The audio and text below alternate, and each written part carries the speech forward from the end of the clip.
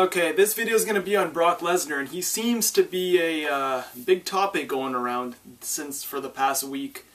A lot of you probably know why. His retirement from UFC, and everyone jumping on that wagon, saying that he could be the guy who returns to WWE and faces The Undertaker at WrestleMania. And even more bizarre, he could have been the guy for the 1-2-12 promos. Now, the second thing I just said, the 1-2-12 promo, is by far the most markiest thing I've ever heard in a long time. I know a lot of people jump on a lot of bandwagons where it's like, it's more like wishful thinking. You know, you don't look into it, but it's like, how do you expect all this to happen, you know, in a matter of, you know, a week? I know this retirement thing has been going on for a while. I'm sure he probably told Dana White that he was going to retire. But do you really think that WWE would just pick him up just like that? You don't think, you know, UFC's a big corporation just like the WWE. I'm sure they don't let guys go and just jump into another company just like that. WWE has that no complete clause. I'm sure UFC has some sort of tie down in their contracts where you can't just go jumping one to another to another. And I think that's an easy, you know, assumption that it could never be Brock Lesnar for the It Begins promos. But for him wrestling at WrestleMania, that is another story. Although, you know, it's what, 4 or 5 months away, probably 4 months, January, February, March, April, yeah, 4 months away. It could happen, but the likeliness isn't very high. Wrestlers, I think, well, at least I know from what I've seen, all have a big ego, bigger than the size of like the biggest room in the world. They have an ego so big. They want to be in the main event picture. They want to go over. They want to be making all the money. Right now for WrestleMania 28, you have The Rock and John Cena making all the money, bringing in all the people. The biggest draw that the WWE's had in one match since, I would say, you know, WrestleMania 25 had really nothing except 2 guys who've already been in the company. 24, same thing. 23, I know you had Donald Trump, which was the highest selling WrestleMania, so you could say 23, but really I would say WrestleMania 19, where it was Austin and Rock one more time. I think that was the biggest really draw going.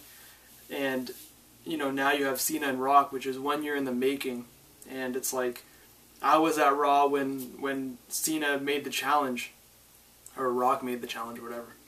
And now I'm going to be at WrestleMania, and every day it's like, man, WrestleMania's coming, WrestleMania's coming. Every wrestler wants to be part of that talk. Every wrestler wants to be that guy who's like, whose name's going to be on the marquee, the headline. Their faces are going to be on buses. Just everything. Like, I don't have any WrestleMania 20. They're posters, WrestleMania 28 posters. Their face is going to be on the front of it.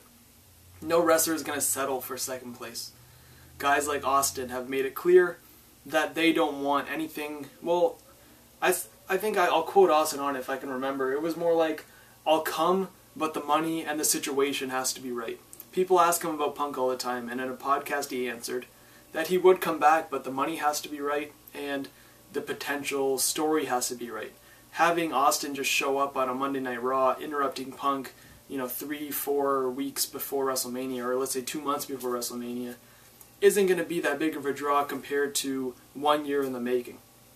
I think this whole 1 year in the making stuff is going to be going on for a while now because it works. People buy into it. You know, WrestleMania just sold pretty much half the people in what building, whatever, in Atlanta. I forgot what it's called.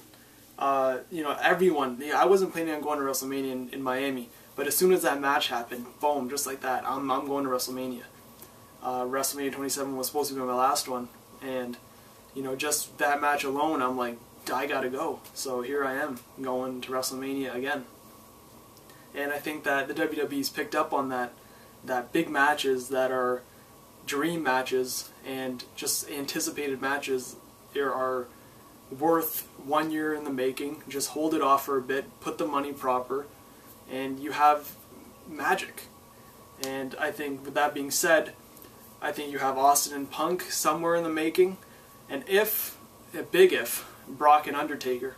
But I think that happening is very I would say unlikely, since Undertaker is kind of, I would say, coming to the end of his career. But if anything, I would see Brock and Austin rather than, well, both would be good, but I think Brock and Austin would be more of a, more reality. You know, I would see that happening more than Brock and Undertaker. And, you know, I think him wrestling this year, probably not. Him making an appearance is likely, but wrestling, I would highly doubt it. But that's all I have to say about Lesnar. I would say the money's proper. All wrestlers have an ego. They want to be at the top of WrestleMania. Brock Lesnar's no different. You know, he was the wrestler of the UFC. He was the sports entertainment. He was, you know, a lot of these UFC guys, they have a straight personality. You know, they're just there. They're gonna kick your ass. They hold their hands. They act all tough. But Lesnar kind of brought a new dynamic, and that dynamic he got from his professional wrestling days, which is why he was so entertaining. Which is why he sold so many tickets. It's a natural instinct that guys have. And, you know, I think that, you know, UFC fans kind of look past that and they just think that Brock's the man, but, you know, his personality is what draws them to him. And if Brock was in WWE, I would see a lot of UFC fans jumping over to the ship and watching Brock again. So there you go. Money's going to be flying out the window. And I think Vince McMahon knows very well, and he is going to take advantage. But when he is going to take advantage, who knows? Who knows if he even will? Who knows if Brock even wants to go back? You know, the question's really in the air right now. And I'm sure he will. It's just a matter of when. But I can pretty much assure you it will not be this year. Heard it from the dirt sheets, where I hear everything else. But anyways, I'll see you guys in the next video.